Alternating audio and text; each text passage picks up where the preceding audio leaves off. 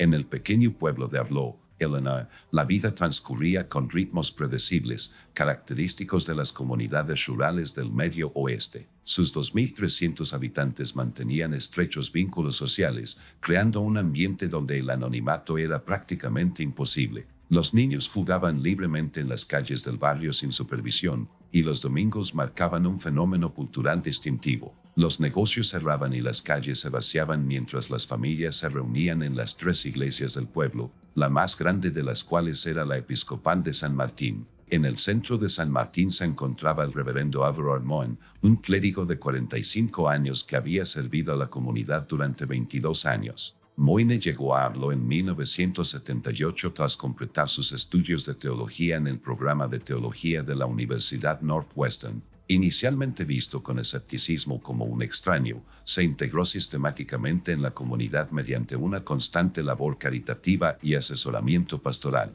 El sheriff Thomas Whitaker, quien sirvió en Arlo durante 15 años, testificó posteriormente: Moine era el tipo de hombre en el que la gente confiaba instintivamente. Mantenía una distancia profesional, pero a la vez te hacía sentir que comprendía tus problemas específicos. Nunca hablaba por encima de nadie, pero siempre sentías que sabía más de lo que decía. El reverendo vivía modestamente en la residencia parroquial, una pequeña estructura de 2 habitaciones junto a la iglesia. Condujo el mismo Ford Sedan azul durante 12 años, vestía de forma conservadora y rechazó aumentos de sueldo en 3 ocasiones, solicitando que los fondos se destinaran a los programas de extensión comunitaria de la iglesia. Estos programas incluían una despensa de alimentos que atendía mensualmente a aproximadamente 120 familias y un servicio de tutoría extraescolar para estudiantes con dificultades académicas. Los registros del condado indican que Moine ofició 186 matrimonios, 312 bautizos y 274 funerales durante su mandato.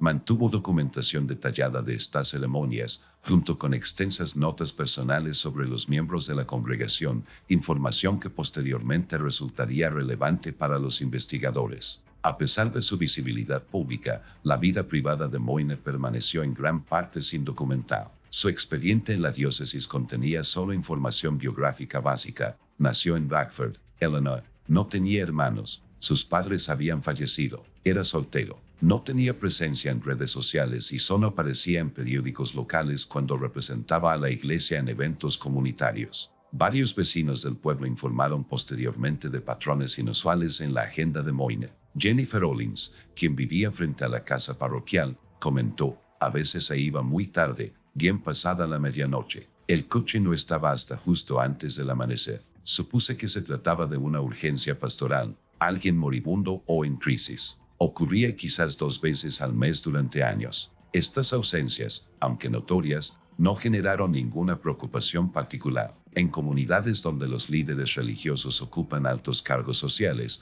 a menudo se presume que tales irregularidades tienen explicaciones legítimas. Los registros de la Junta Eclesiástica no muestran ninguna investigación formal sobre las ocasionales ausencias nocturnas de Moine durante todo su mandato. Lo que los residentes desconocían era que Moine llevaba diarios detallados, que finalmente se descubrieron en un compartimento oculto bajo el suelo de su dormitorio. Estos diarios, que abarcaban 17 años, documentaban lo que él llamaba sus luchas espirituales y tentaciones físicas. Las entradas se volvieron cada vez más erráticas en los meses previos a los incidentes de Theogres. Una entrada de marzo de 1999 decía: la congregación ve lo que les permito ver. La máscara se vuelve más difícil de mantener a medida que envejezco. La división entre mi servicio público y mis necesidades privadas crea una fractura irreconciliable en mi interior. Las autoridades locales determinarían posteriormente que Moine había establecido contactos con personas fuera de Arlo mediante las primeras salas de chat de Internet, utilizando computadoras de bibliotecas públicas para evitar ser detectado. Estas conexiones finalmente lo llevaron a lo que se registró oficialmente como una comunidad terapéutica privada en el vecino condado de Marshall, aunque su función real resultaría ser significativamente diferente. A 48 millas al este de Arlo, en una zona no incorporada del condado de Marshall, se encontraba una granja reformada sin letreros que la identificaran. Los registros del condado la registraban como propiedad de Meridian Wellness Group LLC, fundada en 1992. La estructura, ubicada en 6,4 acres de terreno aislado, parecía común desde la estrecha carretera del condado que le servía de único acceso. Investigaciones posteriores revelaron que este lugar albergaba lo que sus miembros llamaban el Club del Confort, una organización que operaba bajo la premisa de brindar apoyo emocional confidencial y desarrollo personal a personas con necesidades psicológicas únicas. El club no tenía sitio web, no distribuía literatura y dependía exclusivamente de recomendaciones personales para sus miembros, que nunca superaban las 30 personas en un momento dado. Frederick Coleman, dueño del inmueble y fundador del club, tenía una maestría en psicología de la Universidad de Chicago, pero carecía de licencia profesional. Los registros judiciales indicaban que había sido investigado 2 veces por operar servicios terapéuticos sin licencia, aunque nunca se presentaron cargos por falta de pruebas. Ullman sostenía que el club era una organización social privada, no una entidad química, lo que lo eximía de la supervisión regulatoria. Según documentos financieros incautados durante la investigación, los miembros pagaban cuotas mensuales que oscilaban entre $300 y $1,500 según una evaluación personalizada determinada por Ullman. Estos pagos se procesaban a través de diversas empresas fantasma antes de llegar a cuentas controladas por Ullman y 2 asociados. Dentro de la casa de campo, los investigadores documentaron 7 cuartos de confort, cada uno con una decoración distintiva. Estos cuartos contenían equipos de grabación ocultos entre muebles y enseres. Se recuperaron aproximadamente 340 horas de grabaciones de video y audio que catalogan actividades que datan de hace 7 años. El reverendo Moyne apareció en 47 de estas grabaciones, siempre registradas bajo la designación M. Los registros de asistencia indicaron que la primera visita de Moyne ocurrió en septiembre de 1996, y los patrones de asistencia regulares se establecieron a principios de 1997. Los registros del club mostraron que normalmente visitaba entre la 1:20 de la mañana y las 4:45 de la mañana del tercer martes y el cuarto viernes de cada mes, horario que correspondía con las ausencias notadas por los residentes de Arlo. Durante el interrogatorio inicial, Ullman describió a Moyne como intelectualmente curioso, pero emocionalmente compartimentado. Según su declaración, era metódico al separar su identidad de su rol público. Nunca habló directamente de su profesión, aunque sus patrones de conversación evidenciaban que trabajaba en algún puesto donde la gente buscaba su orientación. Durante la investigación se identificaron otros 12 miembros del club. Entre sus ocupaciones se encontraban un director de escuela secundaria, 2 médicos, un comisionado del condado, un ejecutivo bancario, 3 empresarios y 4 personas sin historial laboral estable. Todos afirmaron desconocer la postura religiosa de Moyne, conociéndolo únicamente por sus iniciales y las narraciones personales que compartía durante las sesiones de grupo. El club operaba bajo estrictos protocolos de confidencialidad.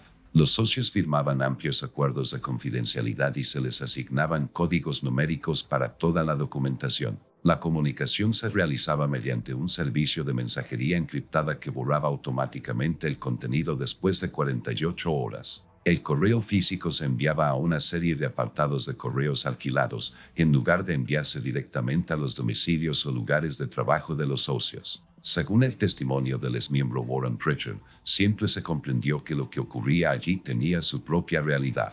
La mayoría de los miembros ocupaban puestos importantes en sus comunidades. La separación no era solo práctica, sino psicológica. Allí te convertías en una versión diferente de ti mismo. Fue en este ambiente donde el reverendo Moyne conoció a Theodore Theo Grace en enero de 2000. Theo se unió al club a través de Ullman, quien lo había conocido mientras impartía una conferencia en la Universidad del Sur de Illinois, donde Theo asistió brevemente antes de retirarse debido a lo que los registros universitarios indicaban como circunstancias personales. Theodore Allen Grace, nacido el 17 de agosto de 1980, fue descrito en su expediente escolar como intelectualmente dotado, pero socialmente retraído. Criado por su madre soltera, Margaret Grace, en Carbondale, Illinois, Theo demostró tempranamente un gran potencial académico, especialmente en matemáticas y literatura. Su orientador escolar señaló: Theo procesa la información de forma diferente. Observa las dinámicas sociales en lugar de participar en ellas. Tras graduarse de la preparatoria con honores, Theo se matriculó en la Universidad del Sur de Illinois en el otoño de 1998.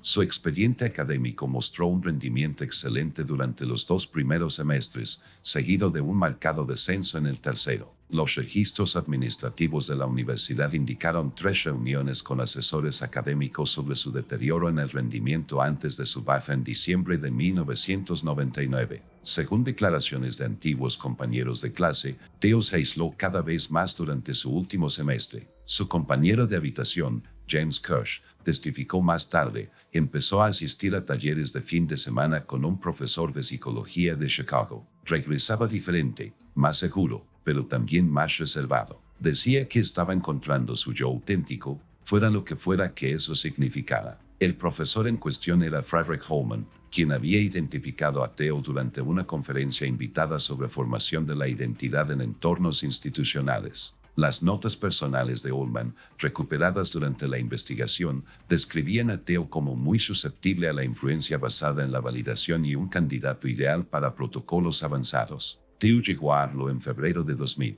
Alquiló un pequeño apartamento encima de la ferretería del pueblo y consiguió un empleo a tiempo parcial en la biblioteca pública. La directora de la biblioteca, Elaine Summers, lo describió como tranquilo, eficiente y notablemente culto. Los residentes locales recordaban poco de él, salvo su presencia ocasional en eventos comunitarios, donde solía verlo solo, tomando notas en un pequeño diario negro. El primer contacto entre Theo y el reverendo Moyne tuvo lugar en The Comfort Club en marzo de 2000, documentado en los registros de asistencia del centro. Las grabaciones de vigilancia muestran que su primera interacción duró 47 minutos y se centró en lo que Moyne denominó desplazamiento espiritual, la experiencia psicológica de existir entre diferentes marcos morales. Durante las semanas siguientes, sus interacciones se intensificaron. Los registros del club indicaban 7 reuniones solo en abril de 2000. Para mayo, su contacto se extendió más allá de las instalaciones del club.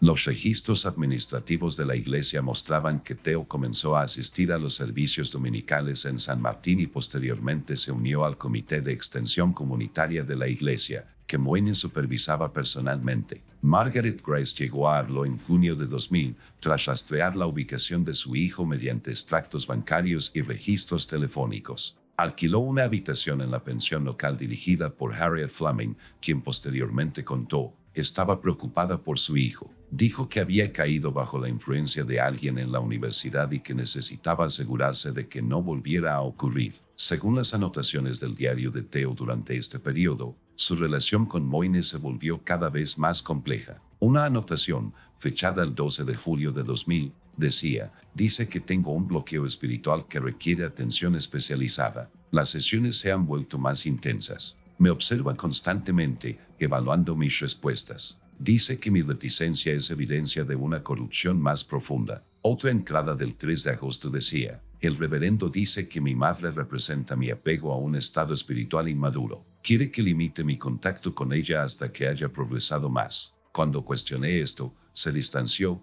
sugiriendo que mi duda indica un fracaso. Para septiembre, el diario de Theo documentó lo que él llamó rituales de purificación realizados en la oficina de la iglesia después del horario habitual. Según se informa, estos rituales combinaban elementos de la confesión tradicional con lo que Moyne denominó desahogo físico, actividades que Theo describió con creciente incomodidad y confusión. El 29 de septiembre de 2000, Theo finalmente le contó a su madre la naturaleza de su relación con Moyne. Según el diario de Margaret Grace, recuperado de su habitación en la pensión, no podemos permitir que continúe lo que ha descrito. El reverendo ha manipulado sistemáticamente a mi hijo bajo el pretexto de la guía espiritual. Mañana lo confrontaré directamente. El enfrentamiento que Margaret planeó nunca ocurrió oficialmente. Las imágenes de la cámara de seguridad de la iglesia de San Martín la mostraron entrando al edificio a las 19:42 del 30 de septiembre. Permaneció dentro 23 minutos antes de salir sola.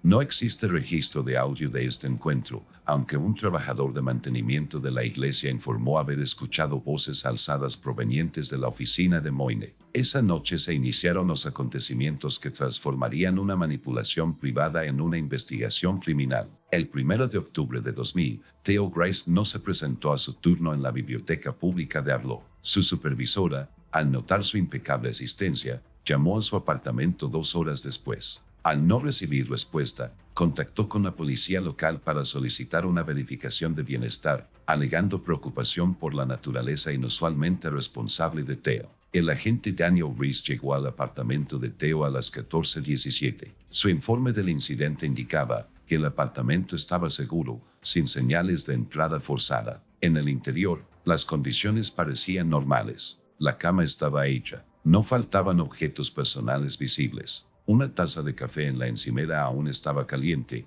lo que indicaba una presencia reciente. La cartera, las llaves y el teléfono del sujeto estaban en la mesita de noche, lo que indicaba una salida no planificada. Esa misma noche, Margaret Grace no regresó a su pensión. La propietaria, Harriet Fleming, reportó su desaparición a las 9:30 de la noche y les dijo a los operadores: Margarita estaba muy alterada ayer. Dijo que necesitaba arreglar algo roto. Tenía que cenar conmigo a las 7, pero nunca apareció. Su habitación está intacta, como si hubiera salido esperando regresar. El sheriff Thomas Whitaker, al reconocer la inusual circunstancia de la desaparición de dos personas relacionadas el mismo día, inició una investigación más exhaustiva. Los agentes entrevistaron a todas las personas conocidas por haber tenido contacto reciente con Theo o Margaret. El reverendo Moyne, al ser interrogado en la casa parroquial el 2 de octubre, declaró haber visto a Theo por última vez durante el servicio dominical del día anterior y desconocer su paradero. En cuanto a Margaret Grace, reconoció haberla visto brevemente el 30 de septiembre, pero describió la interacción como una conversación pastoral rutinaria sobre el voluntariado de su hijo. Los agentes observaron que Moyne parecía compuesto pero fatigado durante esta entrevista inicial. La investigación se intensificó cuando Lucy Garner, quien vivía en el apartamento contiguo al de Theo, proporcionó información adicional. Su declaración decía: alrededor de la medianoche del 30 de septiembre, oí lo que parecían varias personas entrando en el apartamento de Theo. Se oía una conversación apagada, seguida de un golpe fuerte. Unos 20 minutos después, oí que su puerta se abría y cerraba de nuevo. Supuse que había invitado a amigos, lo cual era inusual, pero no lo suficientemente preocupante como para denunciarlo. El 3 de octubre, los técnicos forenses procesaron tanto el apartamento de Theo como la habitación de la pensión de Margaret. Sus hallazgos fueron significativos. En el baño de Theo, las pruebas de luminol revelaron abundantes rastros de sangre en el desagüe de la bañera, aunque los restos visibles se habían limpiado meticulosamente. El análisis de ADN confirmó posteriormente que la sangre pertenecía a Theo Grace. En la habitación de Margaret, los investigadores descubrieron una grabadora de voz escondida bajo el colchón. El dispositivo contenía una grabación de audio de 17 minutos de su enfrentamiento con el reverendo Moyne el 30 de septiembre. La grabación captó a Margaret acusando a Moyne de explotación psicológica y física de su hijo, y Moyne respondió con referencias a intervenciones espirituales necesarias y el bien común del alma de Theo. Lo más significativo es que la grabación termina con Moyne declarando: si persisten en este malentendido, no me queda otra opción que proteger el trabajo que hemos comenzado. Theo ha progresado demasiado como para que lo reclamen las preocupaciones seculares. Con base en estas pruebas, el sheriff Whitaker obtuvo una orden judicial para registrar la casa parroquial y las instalaciones de la iglesia. El registro, realizado el 4 de octubre, arrojó hallazgos cruciales. En el dormitorio de Moyne, bajo unas tablas sueltas del suelo, los agentes descubrieron 17 diarios que documentaban sus actividades a lo largo de 2 décadas. Las entradas más recientes detallaban su relación con Theo explícitamente, confirmando así el relato del joven. En el sótano de la iglesia, los investigadores localizaron un cuarto de servicio recientemente limpiado con rastros de sangre que coincidían con los de Theo y Margaret Grace. El análisis químico indicó la presencia de productos de limpieza industriales aplicados en las últimas 72 horas. Lo más condenatorio fue el descubrimiento en el garaje de Moyne. El hueco de la rueda de repuesto de su sedán Ford contenía una bolsa de plástico con la licencia de conducir de Margaret Grace, 3 dientes que luego se confirmó que pertenecían a Theo Grace y una nota escrita a mano que decía: la carne falla, pero la verdad perdura. Su sacrificio sirve a la comunión mayor. El reverendo Everard Munn fue detenido a las 11:42 de la noche del 4 de octubre de 2000,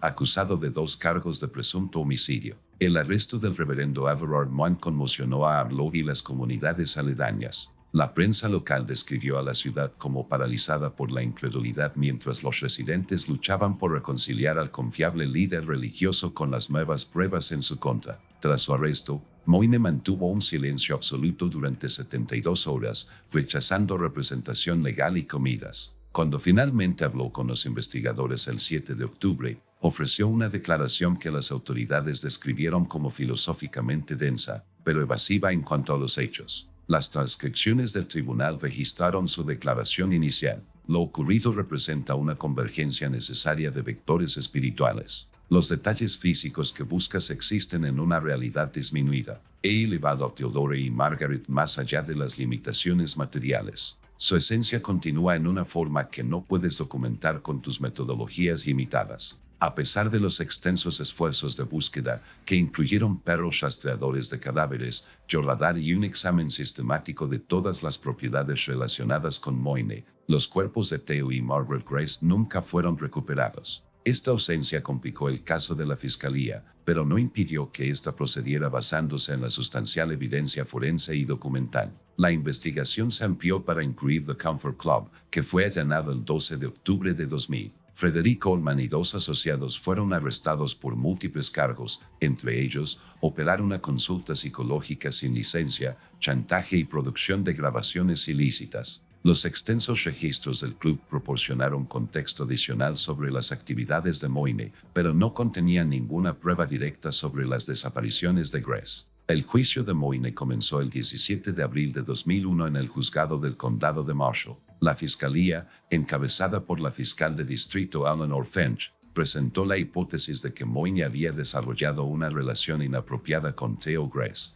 utilizando su autoridad religiosa y manipulación psicológica para mantener el control. Cuando Margaret Grace amenazó con revelar esta relación, Moine eliminó a ambos individuos para proteger su posición y reputación. La defensa, a pesar de la escasa cooperación de Moine, argumentó que las pruebas eran puramente circunstanciales. El abogado defensor, James Woodward, enfatizó la ausencia de cadáveres y sugirió escenarios alternativos, incluyendo la desaparición voluntaria. Destacó el historial de abandono académico de Theo y la aparente residencia temporal de Margaret en Avlo como indicadores de un estilo de vida transitorio. El juicio duró 11 días, durante los cuales declararon 47 testigos. Miembros de la iglesia describieron el servicio público ejemplar de Moine, mientras que miembros del Club de la Comodidad detallaron el entorno manipulador en el que participó y que finalmente explotó para sus fines. El testimonio más convincente provino de los peritos forenses, quienes establecieron que las pruebas de sangre,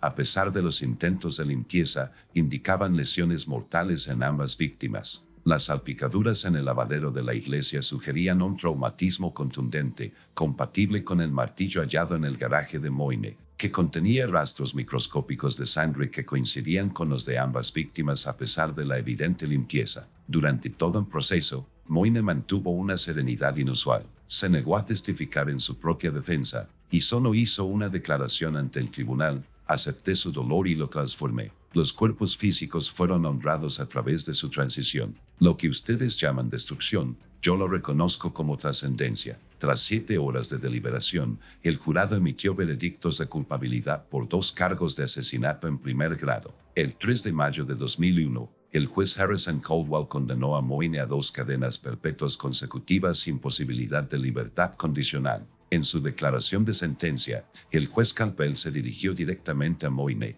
Usted ha construido un elaborado marco filosófico para justificar acciones que, en esencia, son profundamente egoístas y destructivas. Su posición de confianza magnificó el daño que causó no solo a sus víctimas, sino a toda una comunidad que creía en su autoridad moral. El expediente estaba técnicamente cerrado, aunque las revisiones periódicas continuaron mientras los investigadores esperaban localizar los restos de Theo y Margaret Grace. La búsqueda más reciente tuvo lugar en 2018, cuando se utilizó nueva tecnología de georradar para examinar zonas previamente inaccesibles de los cimientos de la iglesia. No se encontraron pruebas adicionales. El reverendo Everard Moine permanece encarcelado en el Centro Correccional Lawrence de Illinois. No ha concedido entrevistas ni mantiene correspondencia, salvo con un investigador teológico de la Universidad de Chicago, a quien, según se informa, envía cartas trimestrales compuestas exclusivamente por citas bíblicas organizadas en secuencias no convencionales. La Iglesia Episcopal de San Martín fue finalmente desacralizada y vendida a un promotor privado en 2007. El edificio fue demolido y la propiedad ahora sirve como un jardín comunitario mantenido por los residentes de Avlo, muchos de los cuales no tienen ningún recuerdo personal de los acontecimientos que ocurrieron allí a principios del milenio. La última anotación del expediente, añadida por el sheriff Whittaker antes de su jubilación en 2012, señala: algunos delitos dejan cicatrices visibles en una comunidad.